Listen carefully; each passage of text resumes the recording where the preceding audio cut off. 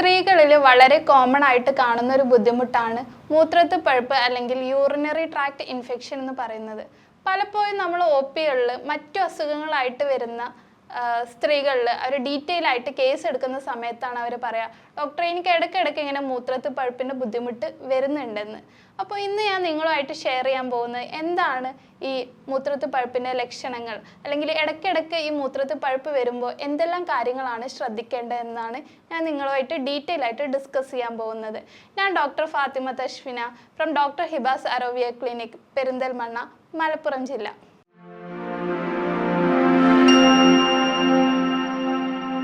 മൂത്രത്തിൽ പഴുപ്പ് കൂടുതലായിട്ട് കണ്ടുവരുന്നത് സ്ത്രീകളിലാണ്. പുരുഷന്മാരിലും കാണാം, എങ്കിലും കൂടുതലായിട്ട് കണ്ടുവരുന്നത് സ്ത്രീകളിലാണ്. ഇതിന് കാരണം എന്തെന്ന് വെച്ചാൽ സ്ത്രീകളുടെ മലദ്വാരവും മൂത്രനാളവും തമ്മിലുള്ള ഒരു ഡിസ്റ്റൻസ് വളരെ കുറവാണ്. അതോടൊപ്പം തന്നെ അവരുടെ മൂത്രനാളവും മൂത്രസഞ്ചിയും തമ്മിലുള്ള ഡിസ്റ്റൻസും വളരെ കുറവാണ്. അതുകൊണ്ട് തന്നെ അവർ ക്ലീൻ ചെയ്യുന്ന അവരുടെ ജെനിറ്റൽ ഏരിയ ക്ലീൻ ചെയ്യുന്ന സമയത്ത് മലദ്വാരത്തിനടുത്തുള്ള ബാക്ടീരിയാസ് പെട്ടെന്ന് തന്നെ മൂത്രനാളത്തിലോട്ട് സ്പ്രെഡ് ചെയ്യാം. അതോടൊപ്പം തന്നെ ബ്ലാഡറിലോട്ടും സ്പ്രെഡ് ചെയ്യാനുള്ള ചാൻസ് വളരെ കൂടുതലാണ്.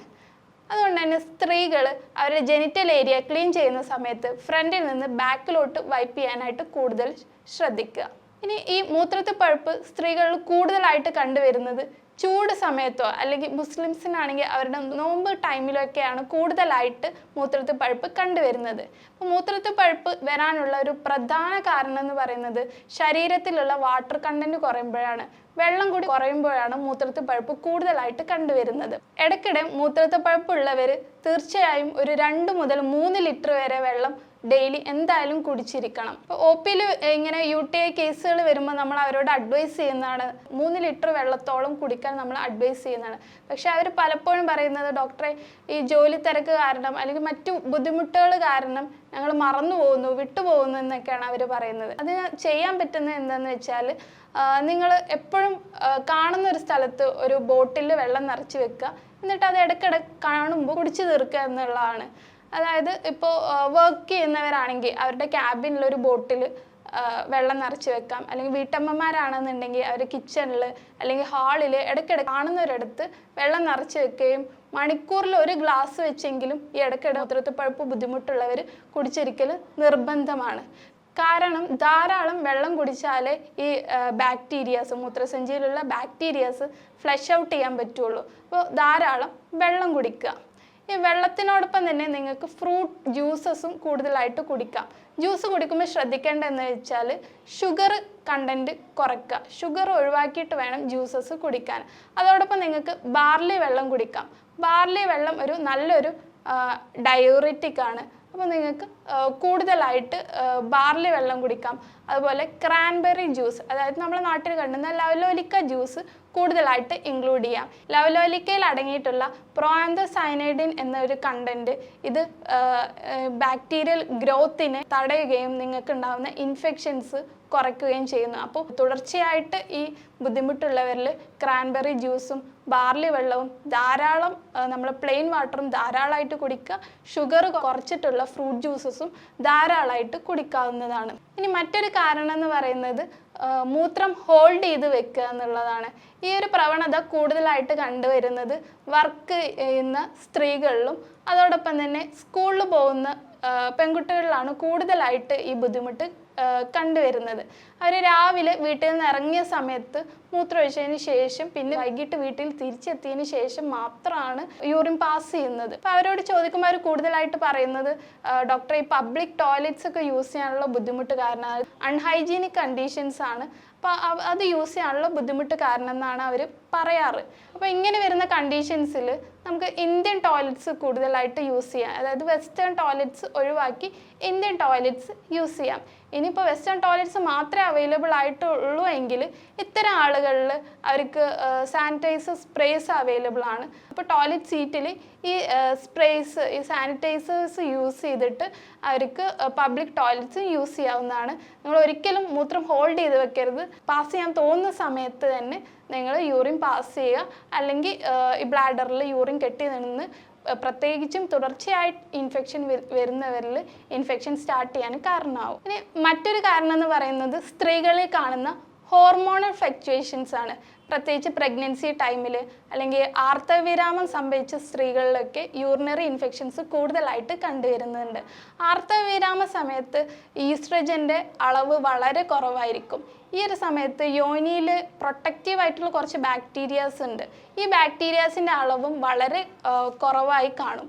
ഈ ഒരു സമയത്ത് ചെയ്യാവുന്ന എന്താണെന്ന് വെച്ചാൽ വീട്ടിലുണ്ടാക്കിയ തൈര് നിങ്ങളുടെ ഡയറ്റിൽ കൂടുതലായിട്ട് ഇൻക്ലൂഡ് ചെയ്യാൻ നോക്കുക.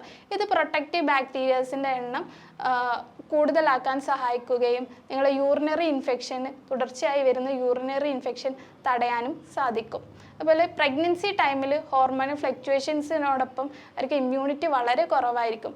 അതുകൊണ്ട് ചെറിയൊരു ഇൻഫെക്ഷൻ പോലും അത് നല്ലൊരു കോംപ്ലിക്കേഷൻസിലേക്ക് പ്രോപ്പറായിട്ട് ട്രീറ്റ് ചെയ്തിട്ടില്ലെങ്കിൽ നല്ലൊരു കോംപ്ലിക്കേഷൻസിലേക്ക് എത്താൻ സാധ്യതയുണ്ട്.